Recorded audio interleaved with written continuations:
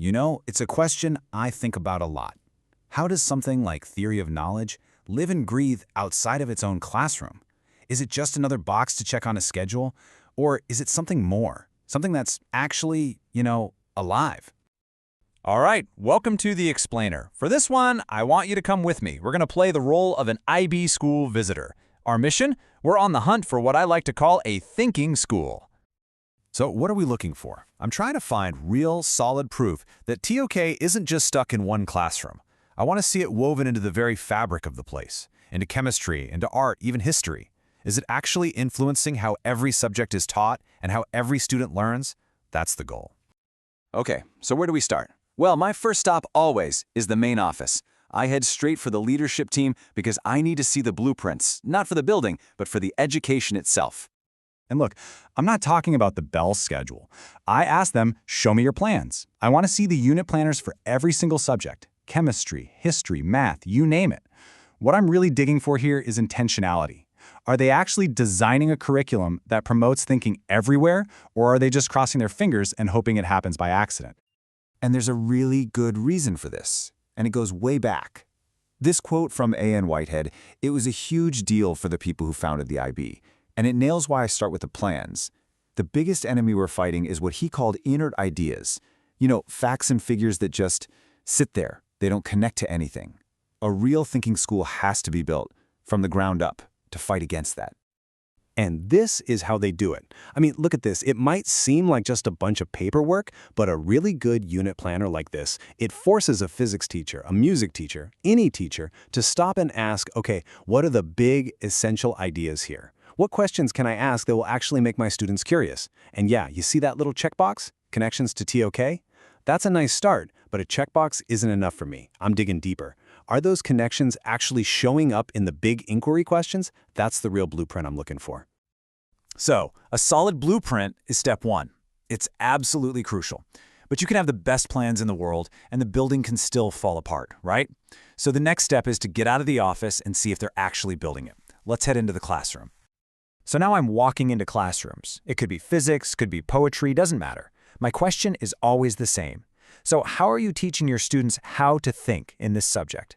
I'm not focused on the what, the facts they're covering. I'm watching for the how. Are the students just sitting there soaking up information, or are they in there getting their hands dirty, actually building knowledge for themselves?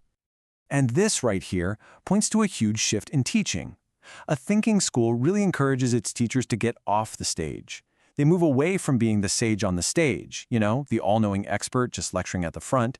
Instead, they become what some people call the meddler in the middle. I love that phrase. It's a teacher who's right there in the thick of it with the students, asking tough questions, guiding the inquiry, and maybe stirring up a little trouble to get them thinking. So how do they actually do that? Well, one of the best tools I see are things called visible thinking routines. And don't let the name fool you. They're not some big, complicated thing. They're just simple, really smart structures. And their whole purpose is to do one thing. Take the thinking that's trapped inside a student's head and make it visible. Get it out in the open so everyone, the student, their friends, the teacher, can look at it, talk about it, and make it better. Okay, here's a perfect example. Imagine a biology class just finished a lesson on evolution. Now, instead of a boring quiz, the teacher says, okay, let's do a connect, extend challenge. Simple questions, right? How does this connect to what you already know? How does it extend your thinking? And what still challenges you? All of a sudden, kids aren't just trying to remember facts for a test. They're making connections, pushing their own boundaries, and coming up with their own great questions. That is TOK living and breathing in a science class. All right, so we've seen the plans. We've seen the teaching in action. Both are so important. But the real proof, the final piece of the puzzle, it's always with the students. What can they actually do with all this? This is my favorite part of the visit for sure. This is where you see if it all pays off. I'm looking for students who can apply these thinking skills. I want to see them grab an idea from science, a concept from art, a lesson from history, and just weave them together to figure out something new about the world. And you know the perfect place to find this evidence? The TOK exhibition. The whole concept is just brilliant in its simplicity. You take one big, juicy knowledge question, and then you find 3 totally normal, everyday objects to help you answer it. It's TOK thinking made real, something you can actually see and touch. Okay, check this out. This is from a fantastic exhibition I saw.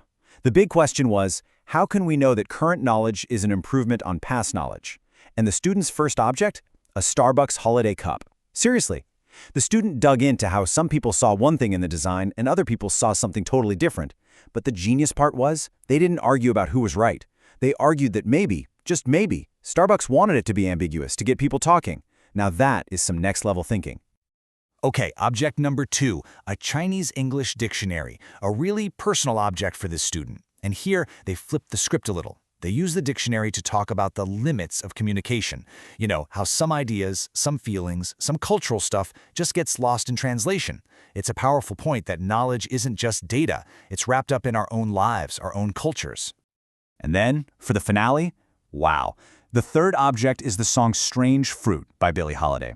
This just ties the whole thing together with a bow. The student makes this brilliant counter-argument. They say, look, with the dictionary, hidden meanings made things confusing. But with this song, the metaphor and the subtext are the only way to communicate something so horrible and complex. It actually improves our understanding. That synthesis, that ability to hold two competing ideas at once, that's exactly what I'm hoping to find.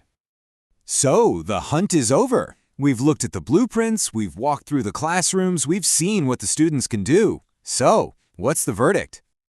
The verdict? It's pretty clear. This is a thinking school. And it's because they don't treat TOK like some weird subject they have to hide in a corner. They make thinking visible, everywhere. You see it in the plans, you feel it in the classrooms, and man, you can't miss it in the incredible work the students are producing. So why do we even care about all this? What's the big deal? Well, it all comes back to the main goal of the whole IB program, right? The mission statement.